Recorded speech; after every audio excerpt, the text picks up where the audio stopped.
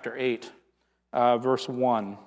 Okay, this is the seventh seal, okay? So you remember we have the seven seals that we've already talked about, and then the seven trumpets will come later. But I want to turn to you, Revelation chapter 8, verses 1 and 2. When the Lamb opened the seventh seal, there was silence in heaven for about half an hour, and I saw the seven angels who stand before God, and seven trumpets were given to them. This silence marks a turning point within the book. Now, I don't know about you, but I love a good horror movie, sometimes.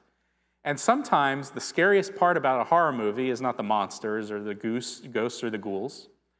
It's that dark silence, that pregnant silence that exists right before the jump scare, It's that, I think of, I haven't watched this movie in like 30 years, but Silence of the Lambs, when Jodie Foster walks in to try to get the serial killer, there's this time of darkness in which there's silence, no music, And this is where we are within Revelation in chapter 8. There's this pregnant silence that draws us to the edge of our seat, that something is about to happen.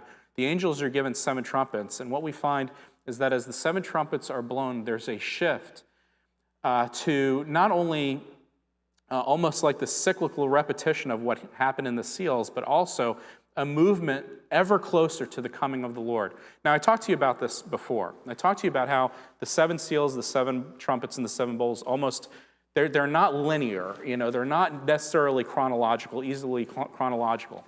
They're almost cyclical, to where you walk into the seven seals, right, and you start in the past, and you zing around to the present, John's present, that he's experiencing, and then the gravitational pull and the orbit of the Lord hauls you out and hurtles you out to God's future.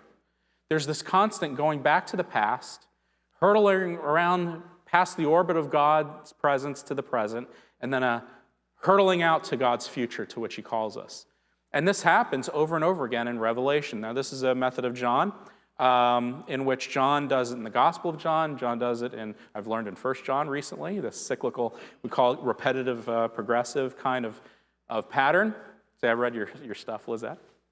And we see this in Revelation, and that's why it gets so confusing, because you're on this trip of going back to the past, into the present, and hurtling out into God's future. And then it starts again. So in chapter 8, we're going to see that the seven trumpets bring us back into the throne room of God and hurtle us out into God's future.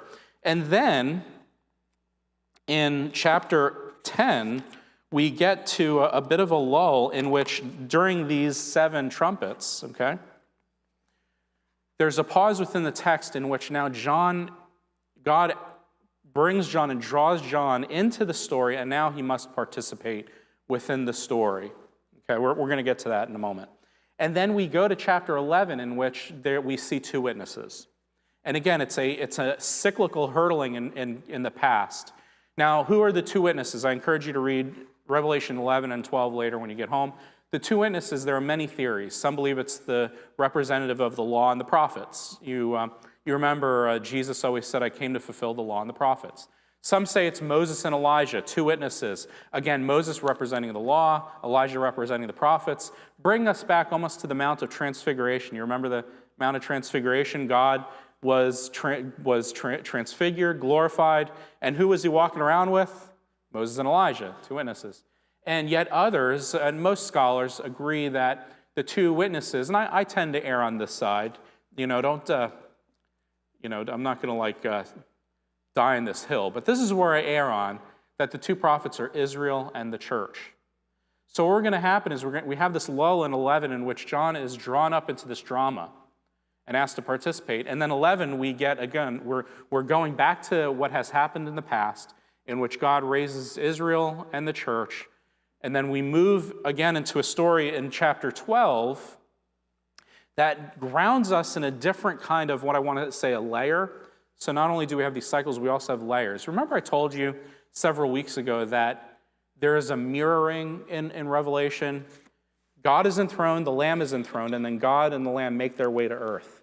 But then there's a mirroring in which Satan raises up two witnesses, the dragon and the second beast. By the way, the second beast looks just like the lamb. It says he has the appearance like a lamb. So he mirrors, that second beast mirrors the lamb.